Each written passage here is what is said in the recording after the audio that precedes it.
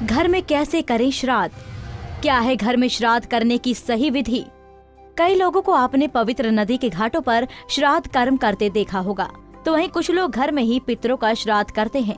ऐसे में हम आपको ये बताएं कि घर में श्राद्ध करने की सही विधि क्या है। तो चलिए अपने एस्ट्रोलॉजर से जानते हैं पूरी विधि और दान पुण्य का महत्व। नमस्कार, जय माता दी। मैं आचार्य इंद्रदेव वशिष्ठ कालिका धाम ज्योतिष से पितृपक्ष के बारे में बात करेंगे। इस बार वैसे भी कोरोना का कहर है और घर पर हम श्राद्ध कैसे कर सकते हैं, क्योंकि श्राद्ध की बहुत महत्ता है, श्राद्ध की बहुत मान्यता है। पौराणिक मान्यताओं के अनुसार भी श्राद्ध की विशेष महिमा है, क्योंकि इन दिनों में श्राद्ध पक्ष में पितृ अपने परिवारजनों के नज़दीक आते हैं। वैसी मान्यता है कि ये धरती लोक है, मृत्यु लोक है, ऊपर सबसे नज़दीक पितृलोक ही है, उसके बाद सूर्य लोक है, फिर जाकर के स्वर्गलोक आदि है।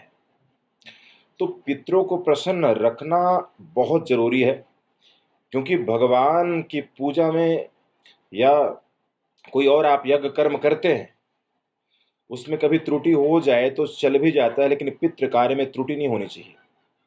बहुत भाव से करना चाहिए, इंसान को पितृ भक्त होना चाहिए। तो श्राद्ध वाले दिन सुबह जल्दी ही नहा धो करके स्नान करके निवृत्त होकर के पीपल वृक्ष में जल अर्पण करना चाहिए। काले तिल डाल करके पीपल वृक्ष में जल चढ़ा देने से भी पितृ प्रसन्न रहते हैं। उसके बाद घर पर जो भी पितरों को पसंद रहा हो या श्रद्धा से, शौक से, शुद्धता के साथ घर पर भोजन आदि बनाना चाहिए। अगर संभव हो तो ज़्यादा अच्छा होगा। अगर आपके आसपास कोई विद्वान ब्राह्मण मिल जाए तो उसे बुला करके घर पर तर्पण, मार्जन, पिंड आदि जरूर करें। शास्त्रों में तो इतना तक छूट भी है कि जिस घर पर पुरुष ना हो तो महिलाएं भी पिंडदान कर सकती हैं। तो विद्वान ब्राह्मण को बुलाकर घर पर पिंडदान, तर्पण, मार्जन करने से पितृ बहुत प्रसन्न होते हैं। लेकिन अगर ऐसा ना हो सके तो आप घर पर ही आग जलाएं और साथ में जो भी आपने भोजन पकाया हो, भगवान विष्णु के नाम से, अपने पितरों के नाम से उसमें आहुतियां देने हैं। कैसे देने हैं मैं बताता हूँ।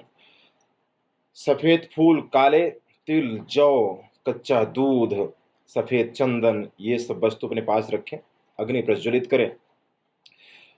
भोजन जो भी बना हो कटोरियों में सजा कर रख लें और थोड़ा थोड़ा सा ग्रास उठा करके पूड़ी आदि जो भी आप बनाएं, तोड़ने के बाद अग्नि में भगवान विष्णु के नाम से, अपने पितरों के नाम से दें। पुष्प लेकर के अपने पितरों का वंदन करें, अभिवंदन करें, ध्यान करें। पितृ देवता, ये ग्रास, ये भोजन आप स्वीकार करें।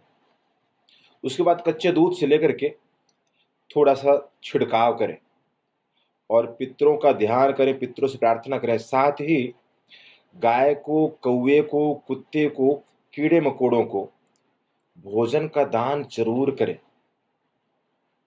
फिर शाम को पीपल वृक्ष के पास दीपक जगा के आए। इस बार कोरोना काल में अगर आप केवल इतना ही कर देते हैं तो आप यकीन मानिए पितरों की विशेष कृपा प्राप्त होगी, और पितृ प्रसन्न होते हैं तो सब कुछ बड़ा जल्दी संभव हो जाता है।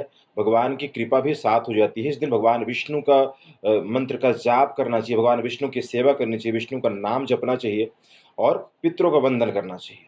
इसलिए ये बहुत ही सरल विधि है। भोजन बनाने के बाद अग्नि पे आहुति दें, 5 बार 7 बार आहुति दें, दूध का छिड़काव करें, कच्चे दूध का, गाय, कौवे, कुत्ते को, कीड़े मकोड़ों को भोजन का दान करें। पीपल वृक्ष में प्रातः काले ही जल चढ़ाते हैं और सायंकाल में दीपक जगाएं। अगर आप इतना कर देते हैं तो इस बार का ये पितृपक्ष आपके लिए अत्यंत कल्याणकारी होगा, क्योंकि पितृ परिवार के नजदीक इन दिनों रहते हैं और परिवार के, क्योंकि श्राद्ध का मतलब ही है श्रद्धा से किए गए पितरों को प्रति कर्म। तो सबसे जरूरी तो यही है कि उस दिन आप बहुत श्रद्धा से, बहुत भक्ति भाव से पवित्र होकर अपने पितरों के निमित्त कर्म करें, ब्रह्मचर्य का पालन करें, शुद्धता रखें। श्राद्ध में सबसे जरूरी चीजें ये हैं, घर पर उस दिन शुद्धता, या इन 15 दिन में शुद्धता होनी चाहिए। और पीपल वृक्ष में जल तो आप अगर 15 दिन निरंतर चढ़ाते हैं तो आप यकीन माने पितरों की विशेष कृपा प्राप्त होगी। पूरे पितृपक्ष में आप श्राद्ध में पितरों को जल देते हैं, पीपल आदि वृक्ष में जल चढ़ाएं और दीप का दान करें तो पितृदेवताओं को विशेष आशीर्वाद प्राप्त हुआ करता है। बहुत बहुत धन्यवाद। जय माता। इसी तरह की और भी जानकारी लेने के लिए हमारे चैनल को सब्सक्राइब करें और नई वीडियो की नोटिफिकेशन के लिए बेल आइकॉन दबाएं। अगर आप ये वीडियो फेसबुक पर देख रहे हैं तो वीडियो को लाइक और शेयर करें। साथ ही अपनी राय कमेंट बॉक्स में जरूर बताएं। धन्यवाद।